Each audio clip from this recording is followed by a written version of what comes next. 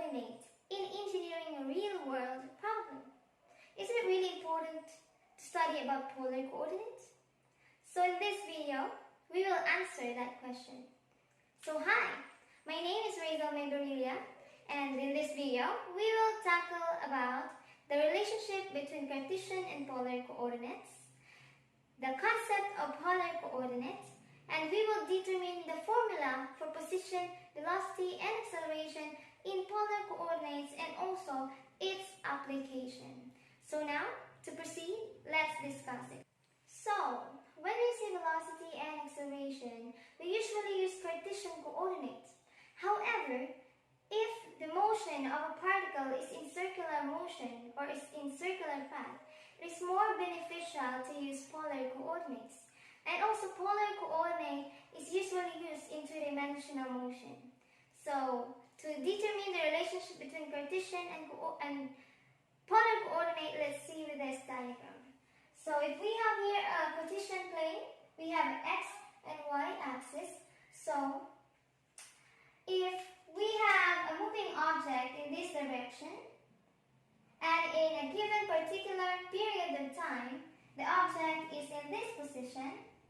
So, in Cartesian coordinate, this point is represented in x and y component. However, this x is the distance from the origin, the horizontal distance from the origin. So, this is our x. And the vertical distance is what we called y. So, this one is our y. So, that is the Cartesian coordinate. In polar coordinate, this point don't represent x and y, but rather r and theta.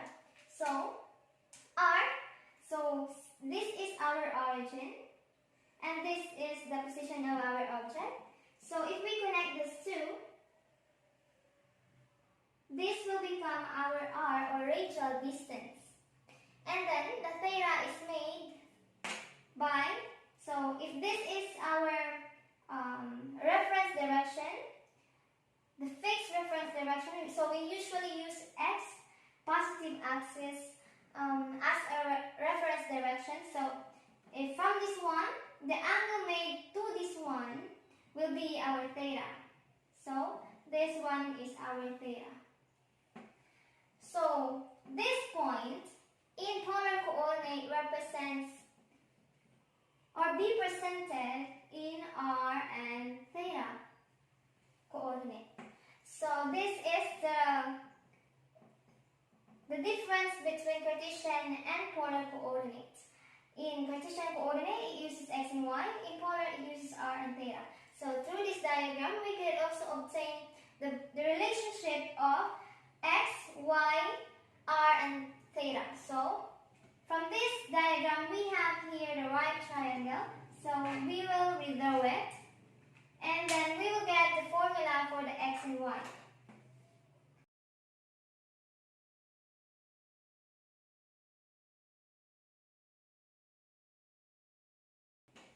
X is equals to r cosine theta.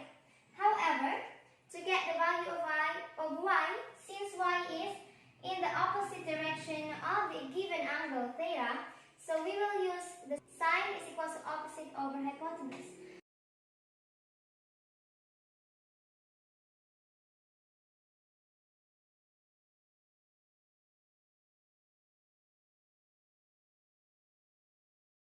So y is equals to r sine theta. So next, let's get the value of r and theta by using this two equation, the x and y. So r will be obtained by the squared of this equation, and let's add this. So let's square this first.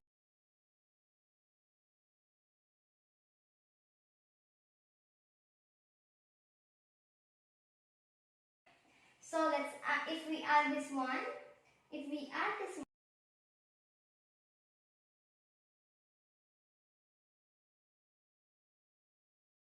so this one, we can factor out the r squared. So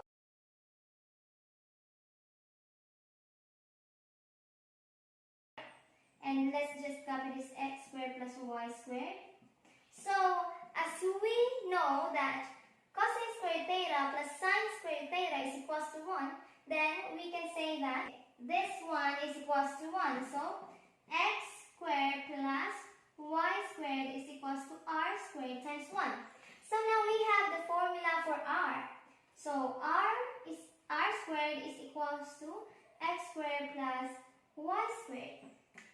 Now, how should we obtain the theta formula?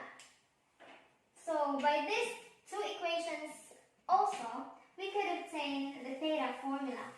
So theta, we will just simply divide these two equations. So y over x.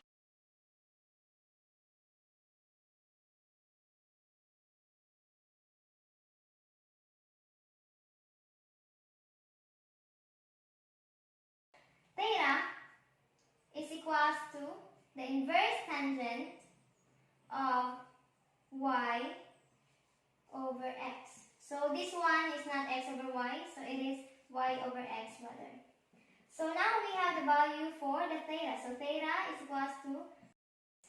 So these four equations is useful if we will be having a conversion of any point in Cartesian coordinate to polar coordinate or vice versa. So that is the relationship between Cartesian and polar coordinates. So now let's proceed into the concept of polar coordinate. So polar coordinate is used if the moving particle in circular motion is constrained having a fixed origin or a fixed point. So for example, we have a stick. For example, this is the stick, and at the end of this stick there is a ball. So for example, this is the stick. If I will move that stick in this direction to this point, so it creates an angle theta, and also we assume that the point here is fixed, so it doesn't move. So if I move this to this direction, so the r here or distance here is same with the distance here, and it creates an angle theta which is 90 degrees.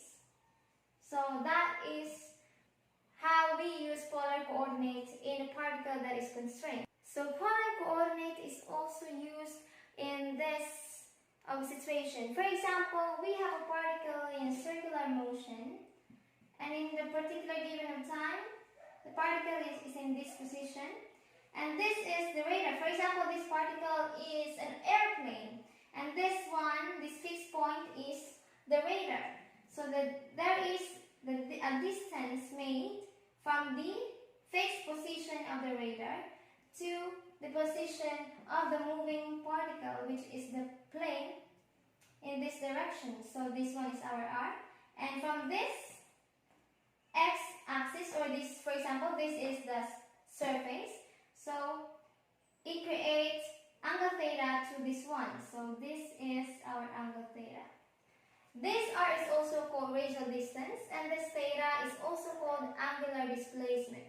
So if this object moves in this direction, and in a given particular time the object is in this position, it creates another radius and another theta. So that is where polar coordinate is applied. So a moving particular object in a circular motion with fixed point of reference, this origin, and with a fixed direction, creating its angle. So that is where polar coordinate is applied.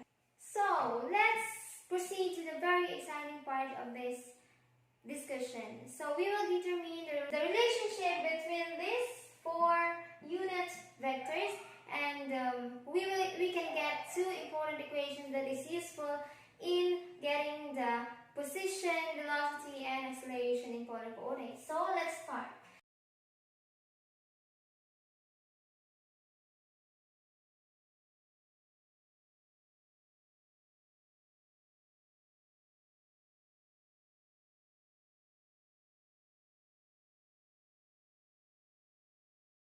So these two important equation is very useful in determining the position, velocity, and acceleration.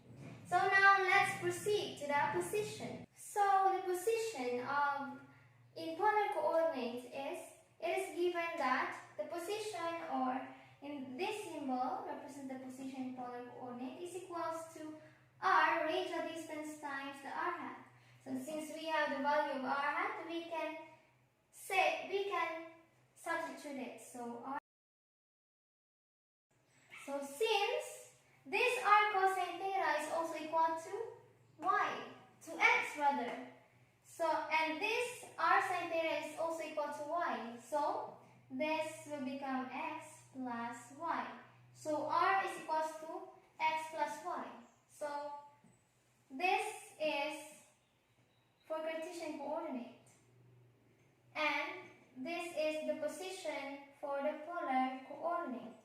So that is also the relationship of the position of Cartesian coordinate to polar coordinate, or from polar coordinate to Cartesian coordinate. So the formula for velocity is simply the derivative of the position. So let's get the derivative of this position.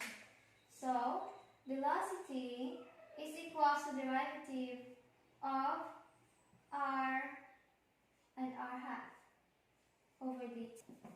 So we have here the velocity, and then to get this derivative of this one, we will use the product rule. So derivative of first term, which will become the r dot, and let's copy the second term plus copy the first term and derive the second term, so dr hat over dt.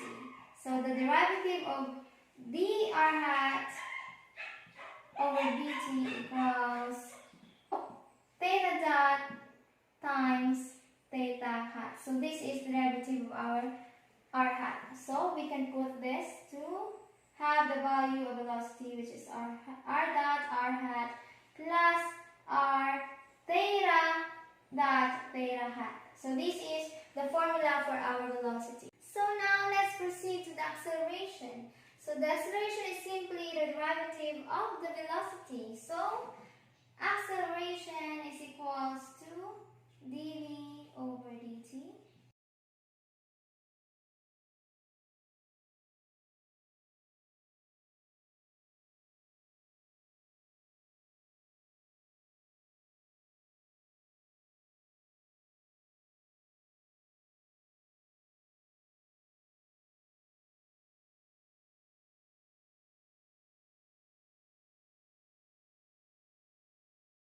So that is the formula for our acceleration. So we encounter this r dot, r double dot, theta dot, and theta double dot in our formulas. So this r represents radial distance, r dot for radial velocity, r double dot for radial acceleration, theta for angular displacement, theta dot for angular velocity, and double dot and theta double dot for angular acceleration. A jet plane is flying at constant speed v at h, or height is equal to 10 kilometers, is being tracked by radar at point O, this origin.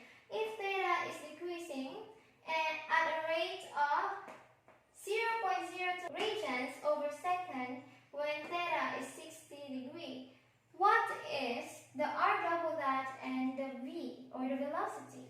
So for example, this is the moving jet plane, and the height of 10 kilometers, and then at this point the jet plane creates 60 degrees, and we have not yet the value of r. And also our velocity goes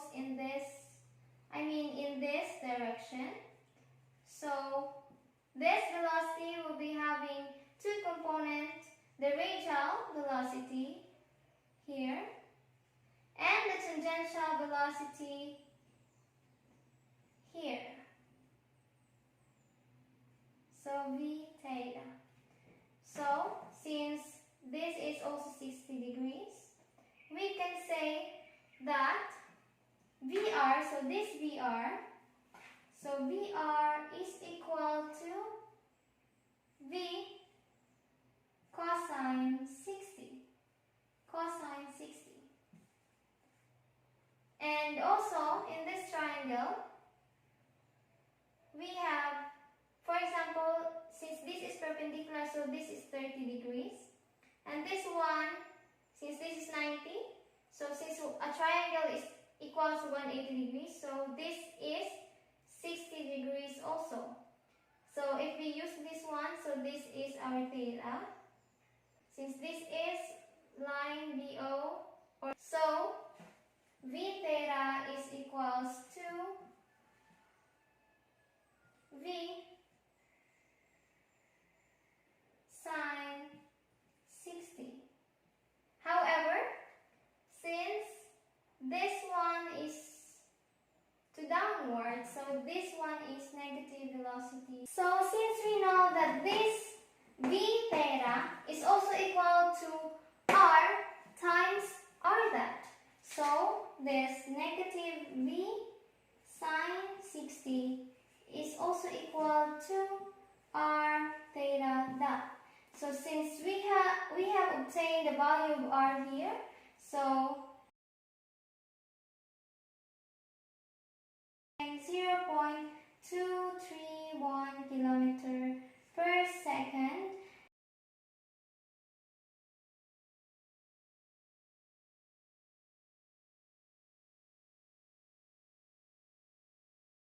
So according to our calculator, we can get 0.0366 kilometer per second. So now let's obtain the value of our R double dot by using the formula for acceleration. So acceleration is equals to, so since according to this, so we have 0 acceleration. So let's put 0. So this 2 is equivalent to 0. So since we have only given R and theta dot, and we have no theta double dot, and yes, we have no theta double dot, so we can use this and just equate it to 0 to get the R double dot. So this one is R double dot. So 0 is equals to R double dot minus R theta dot. So now we have the value for our R double dot, 0.0046462 kilometer per second squared. So if we convert this kilometer per second squared in meter per second squared, therefore R dot double dot will be equal to 4.62 meter per second squared. So that is the value of R double dot. So we already obtained the R double dot and the velocity. So that's all for the application of polar coordinates, and I hope you understand the concept and application of polar coordinates in this video. And the importance of polar coordinates in engineering real world problem is that we can use these polar coordinates like in this problem. So that's all. Thank you very much and God bless. Bye bye.